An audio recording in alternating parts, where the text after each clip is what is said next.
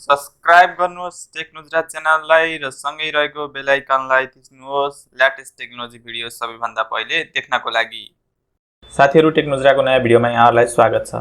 आज चाहिँ म तपाईहरुलाई युट्युबबाट कसरी अर्न गर्न सकिन्छ भन्ने भिडियो सिरिज अन्तर्गत रहेर आफ्नो गुगल एडसेन्स अकाउन्ट चाहिँ कसरी क्रिएट गर्न सकिन्छ भन्ने कुरा यहाँ सिकाउन गएको छु।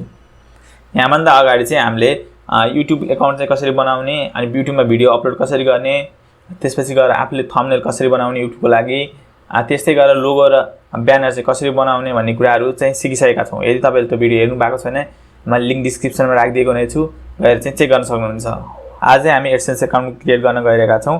यदि तपाईलाई एडसेन्स भन्ने के हो थाहा छैन भने एडसेन्स भनेको चाहिँ तपाईको जस्तै भिडियोहरुमा र वेबसाइटमा चाहिँ तपाईले यदि गुगल एड्सहरु देखाउनुहुन्छ भने त्यहाँबाट प्राप्त रेभेन्यू चाहिँ तपाईको गुगल एडसेन्स अकाउन्टमा जान्छ र एडसेन्स अकाउन्टले चाहिँ तपाईलाई बैंकमा अथवा वेस्टर्न युनियनको मार्फत चाहिँ तपाईलाई पठाइने गर्छ। त्यसकारणले गर्दा यदि युट्युबबाट पैसा कमाउन चाहनुहुन्छ भने तपाईसँग गुगल एडसेन्स अकाउन्ट हुनैपर्छ। जुन एडसेन्स अकाउन्ट बनाउन चाहिँ म तपाईहरुलाई सिकाउँछु के कुरामा ध्यान दिनुपर्छ, कहाँनेर के राख्नुपर्छ भन्ने कुरा सबै म आज तपाईलाई बताउन गएको छु। त्यसैले भिडियोलाई अन्तिमसम्म हेर्नु होला र यदि च्यानलमा नयाँ हुनुहुन्छ भने च्यानललाई सब्स्क्राइब गरिदिनु होला।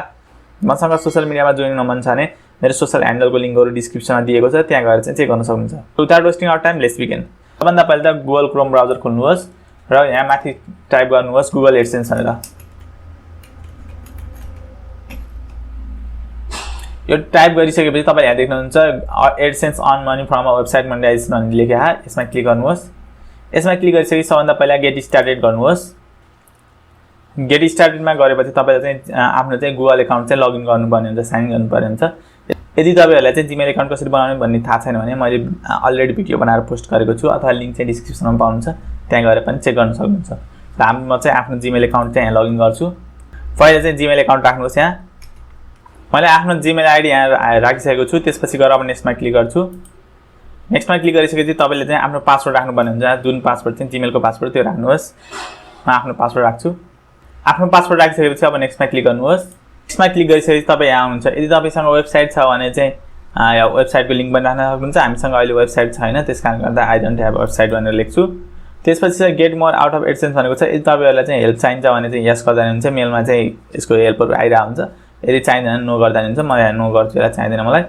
त्यसपछि गएर तपाईले चाहिँ यहाँ टेरिटोरी भनेको चाहिँ तपाई कहाँ बस्नुहुन्छ भन्ने, हाम्रो जस्तै नेपाल भएको नेपाल सिलेक्ट गर्छु मैले। नेपाल सिलेक्ट गरिसकेपछि तपाईले चाहिँ यहाँ I accept and read the agreement भन्ने हुन्छ, यसमा क्लिक गर्नुहोस् र त्यसपछि स्टार्ट युजिङ एडसेन्स भन्नेमा क्लिक गर्नुहोस्।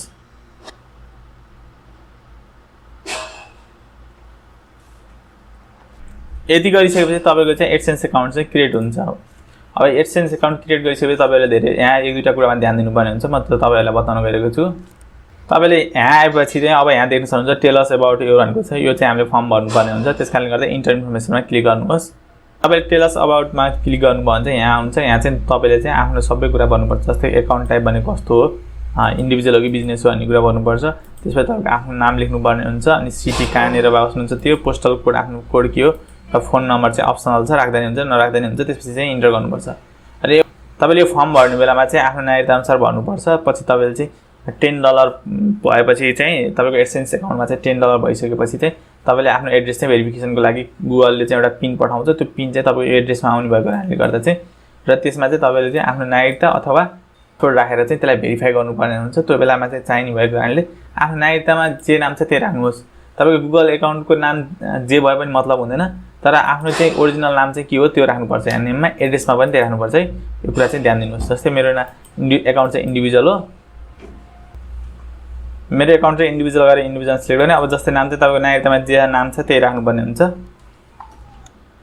हामीले नाम लेखिसक्यो। नाम लेखिसकेपछि अब तपाईले एड्रेस लाइन लेख्नुपर्ने हुन्छ। एड्रेस लाइन लेख्ने बेलामा चाहिँ कसरी लेख्ने भन्ने कुरा चाहिँ म सिकाउँछु। सबभन्दा पहिले चाहिँ आफ्नो नगरपालिकाको नाम अथवा गाउँपालिकाको नाम के छ त्यो राख्नुहोस्। जस्तै मैले चाहिँ यहाँ काठमाडौँको लागि गर्नु भएर KTHMAND काठमाडौँ, वार्ड नम्बर लेख्नुहोस्। मेरो वार्ड नम्बर लेख्छु। त्यसपछि फेरि कमा दिनुहोस् र जिल्लाको नाम लेख्नुहोस्। जिल्ला हाम्रो काठमाडौँ नै छ, KTHMAND काठमाडौँ, र आफ्नो देशको नाम लेख्नुहोस्। त्यसपछि नेपाल नेपाल। तपाईले चाहिँ यसरी लेख्नुहुन्छ। यो चाहिँ सुरुको चाहिँ आफ्नो नगरपालिका अथवा गाउँपालिका अथवा गाविसको जे नाम राख्दा नि हुन्छ, नागरिकता हेरेर लेख्नु होला यो। त्यसपछि गएर वार्ड नम्बर कति वार्ड नम्बर त्यो लेख्नुहोस्। त्यसपछि गएर तपाईको जिल्ला कुन हो त्यो लेख्ने, अनि त्यसपछि नेपाल लेख्ने। त्यसपछि तल आउनु भयो भने तपाईले यहाँ यो एड्रेस लाइन 2 चाहिँ लेख्नु पर्दैन, त्यसपछि सिटी लेख्नु पर्ने हुन्छ। सिटी चाहिँ कुन सिटीबाट बिलोङ गर्नुहुन्छ तपाईहरु। मेरो चाहिँ काठमाडौँ भएर काठमाडौँ लेख्छु। तपाईले आफ्नो सिटीको नाम जे हो त्यही लेख्नुस्। अनि त्यो पोस्टल कोड राख्ने बेला चाहिँ तपाईले राम्रोसँग राख्नु होला। यो पोस्टल कोड भनेको चाहिँ तपाईको नजिकै रहेको हुलाकको कोड हो, जुन $10 भएपछि गुगलले पठाउने कन्फर्मेसन पिन चाहिँ यही पोस्टल कोडमा आउँछ। त्यसकारणले गर्दा यो पोस्टल कोड चाहिँ आफ्नो नजिकै रहेको पोस्टल अफिसको चाहिँ राख्नु होला। यदि तपाईँ नजिकै पोस्टल कोड थाहा छैन र पोस्टल कोड कसरी हेर्ने भने यहाँ गएर पोस्टल कोड अफ नेपाल भनेर सर्च गर्नुभयो भने भेटिन्छ। पोस्टल कोड अफ नेपाल भनेर सर्च गर्नुभयो भने यहाँ देखिन्छ। त्यसपछि गएर यो पहिलो लिंक खोल्नुहोस्।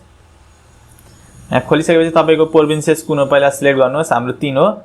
त्यसपछि मेरो काठमाडौँ भयो। काठमाडौँको चाहिँ तपाईले देख्नुहुन्छ यति अफिस छ। तपाईको नजिकै कुन हो त्यही चुज गर्न सक्नुहुन्छ। जस्तै अरु तपाईको लगभग तपाई प्रोभिन्सेस नम्बर 7 मा बस्नुहुन्छ भने दार्चुला बस्नुहुन्छ भने दार्चुलाको पोस्टल कोड हो यसरी हेर्न मिल्छ। तपाईको आफ्नो जुन हो त्यही हेर्नु होला। जस्तै मेरो काठमाडौँ भएर काठमाडौँमा क्लिक गर्छु र काठमाडौँमा जान्छु। काठमाडौँमा गइसकेपछि मेरो पोस्टल कोड चाहिँ म यहाँ कपी गर्छु।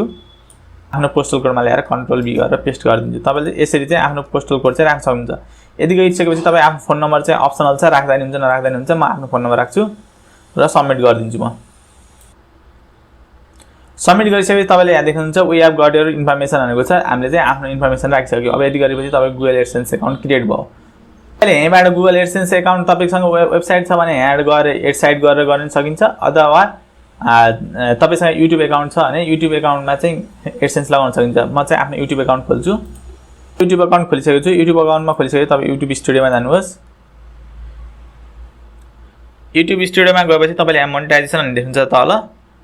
यो मोनेटाइजेसनमा क्लिक गर्नुहोस्। यहाँ मोनेटाइजेसनमा क्लिक गरिसकेपछि तपाईले यहाँ देख्न सक्नुहुन्छ। तपाईले यति कुरा पुरा गर्नुभयो भने बल्ल तपाई चाहिँ मोनेटाइजेसन गर्न पाउनुहुन्छ आफ्नो युट्युब च्यानलमा। त्यसकारणले गर्दा पहिले चाहिँ 1000 सब्स्क्राइबर गेन गर्नुहोस्। त्यसपछि गएर त्यो 4000 वाच आवर चाहिँ गेन गर्नुपर्छ। अनि 2 स्टेप भेरिफिकेसन हुनुपर्छ र कम्युनिटी गाइडलाइन्स चाहिँ तपाईसँग एउटा पनि स्ट्राइक आउनु हुँदैन।